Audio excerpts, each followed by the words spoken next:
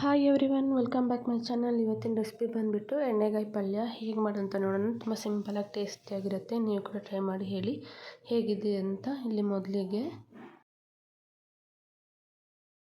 ಕಡಾಯಿ ಇಟ್ಕೊಂಡಿದ್ದೀನಿ. ಅದರಲ್ಲಿ ಸ್ವಲ್ಪ ಆಯಿಲ್ ಹಾಕ್ಕೋಬೇಕು. ಆಯಿಲ್ ಬಿಸಿ ಆದಮೇಲೆ ಸಾಸಿವೆ ಸ್ವಲ್ಪ, ಕಡಲೆಬೇಳೆ ಸ್ವಲ್ಪ, ಕರಿ ಲೀವ್ಸ್ ಸ್ವಲ್ಪ, 2 ಗ್ರೀನ್ ಚಿಲ್ಲಿ ಸ್ಲೈಸ್ ಮಾಡ್ಕೊಂಡು ಹಾಕ್ಕೊಳ್ತಾ ಇದ್ದೀನಿ. ಇಲ್ಲಿ ನಾನು 2 ಆನಿಯನ್ ತೊಗೊಂಡಿದ್ದೀನಿ. ಹೀಗೆ ಸ್ಲೈಸ್ ಮಾಡ್ಕೊಂಡು ಹಾಕ್ಕೋಬೇಕು.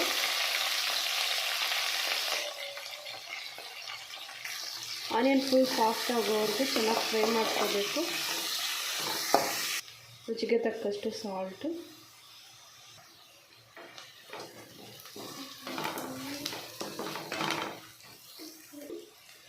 ಇದರಲ್ಲಿ 2 ಟೊಮೆಟೊ ಸಣ್ಣ ಕಟ್ ಮಾಡ್ಕೊಂಡು ಹಾಕ್ಕೋಬೇಕು.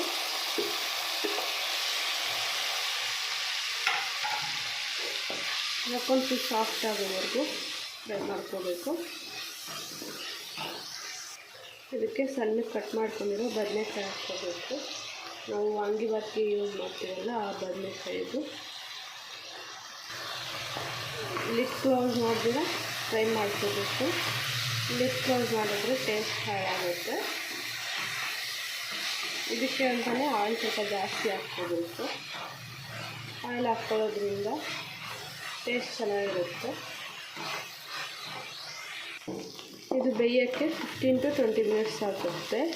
ಇದರಲ್ಲಿ ನೀರು ಹಾಕ್ಕೊಂಡಿರೋ ಬೇಯಿಸ್ಕೋಬೇಕು ಮೀಡಿಯಮ್ ಫ್ಲೇಮಲ್ಲಿ. ಮಧ್ಯದಲ್ಲಿ ಮಿಕ್ಸ್ ಮಾಡ್ಕೊತಾನೆ ಇರಬೇಕು.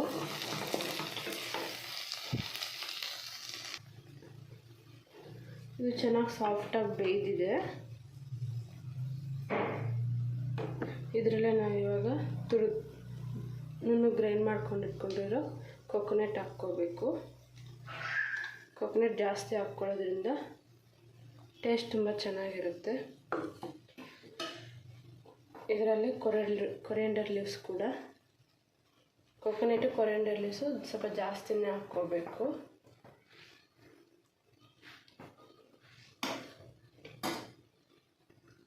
ಹಾಕ್ಕೊಂಡು ಚೆನ್ನಾಗಿ ಮಿಕ್ಸ್ ಮಾಡ್ಕೋಬೇಕು.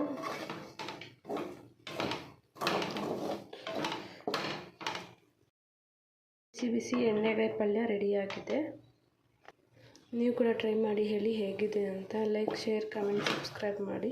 Thank you for watching my video. Bye.